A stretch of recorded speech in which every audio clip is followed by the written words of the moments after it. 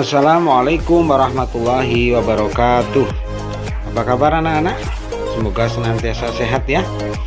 Bertemu lagi dengan KOST2 TV. Mari kita mulai pembelajaran ini dengan membaca basmalah bersama-sama.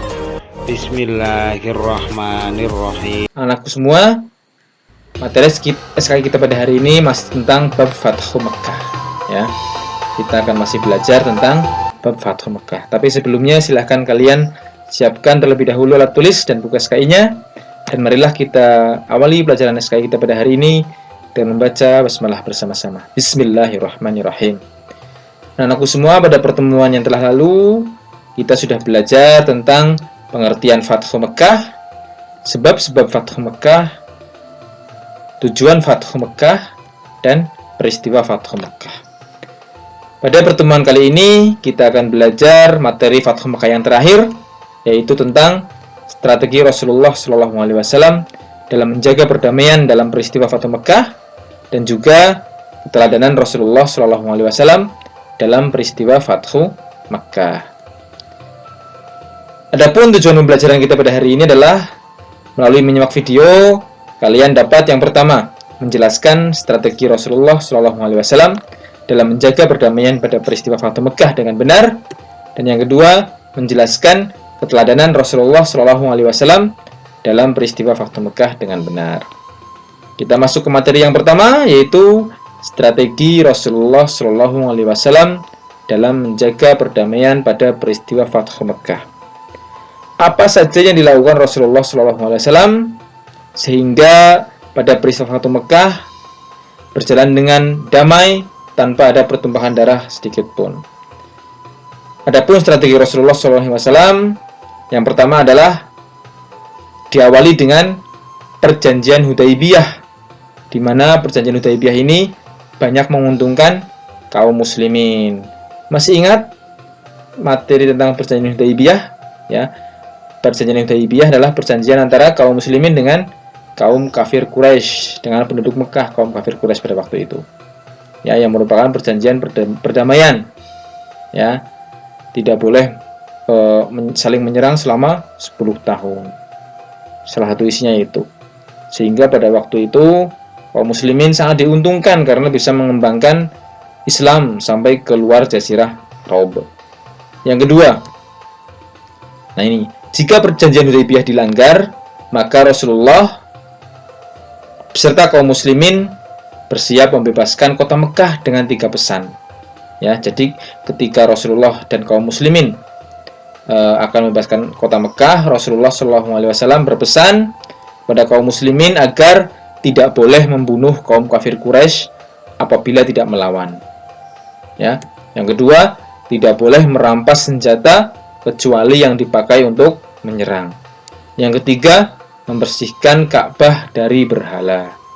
Itulah 3 pesan Rasulullah pada kaum muslimin ketika peristiwa Fathu Mekah. Dan strategi yang ketiga adalah Rasulullah menugaskan Abu Sufyan untuk membacakan maklumat atau pengumuman. Masih ingat apa pengumuman yang disampaikan oleh Abu Sufyan ketika memasuki kota Mekah? Ada 3 ya. Yang pertama, barang siapa yang memasuki rumah Abu Sufyan, maka dia aman. Yang kedua, barang siapa yang memasuki Ka'bah, maka dia aman. Dan yang ketiga, barang siapa yang menutup pintunya, maka pintu rumahnya, maka dia aman. Itulah pengumuman yang dibacakan Abu Sufyan ketika memasuki kota Mekah pada peristiwa Fathu Mekah, sehingga terhindar dari peperangan atau pertumpahan darah. Yaitulah strategi Rasulullah SAW dalam menjaga perdamaian pada peristiwa Fathu Mekah. Ada 3 ya. Diawali dengan perjanjian Hudaybiyah, ya. Terus pesan Rasulullah ketika Fathu Mekah, tidak boleh membunuh kaum kafir Quraisy apabila tidak melawan, tidak boleh merampas senjata kecuali yang dipakai untuk menyerang, membersihkan Ka'bah dari berhala. Dan yang ketiga, Rasulullah menugaskan Abu Sufyan untuk membacakan maklumat atau pengumuman. Berikutnya, keteladanan Rasulullah SAW dalam peristiwa Fathu Mekah. Ada banyak keteladanan Rasulullah SAW yang bisa kita contoh, yang bisa kita ambil ya yang bisa kita amalkan dalam kehidupan sehari-hari dalam peristiwa Fathu Mekah. Yang pertama adalah untuk mendapatkan kemenangan diperlukan kesabaran dan strategi yang matang. Ya. Jika kalian menginginkan sesuatu, bercita-cita untuk menjadi sesuatu, maka kalian harus bersabar dan kalian harus mempunyai strategi yang matang bagaimana caranya untuk mendapatkan sesuatu yang kalian inginkan. Yang kedua, menunjukkan bahwa Allah Subhanahu wa taala akan selalu menolong hambanya yang memperjuangkan agamanya. Yang ketiga, menjaga perdamaian dan tidak menyimpan rasa dendam. Yang keempat, selalu bermusyawarah dalam menyelesaikan suatu permasalahan. Yang kelima, menunjukkan bahwa suatu kebenaran pasti datang dan kebatilan pasti akan sirna. Yang keenam, menjadi seorang pemaaf dan saling mengasihi terhadap orang yang sering menyakiti. Yang ketujuh, dalam meraih kemenangan diperlukan persatuan dan kesatuan. Dan semua itulah keteladanan Rasulullah SAW dalam peristiwa Fathu Mekah yang bisa kita amalkan dalam kehidupan sehari-hari kita. Demikianlah materi SKI kita pada hari ini. Pada pertemuan yang akan datang, insya Allah kita akan belajar materi SKI yang selanjutnya. Ya.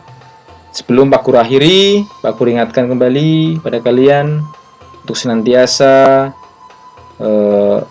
menjaga hafalan kalian, belajar, ya, belajar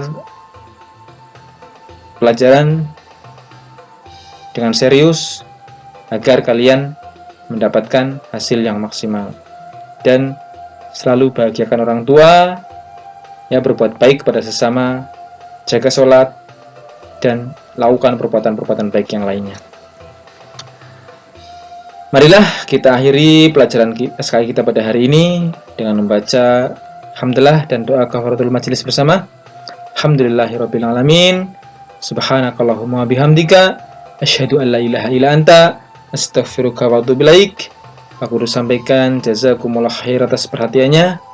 Billahi taufiq wal hidayah. Assalamualaikum warahmatullahi wabarakatuh.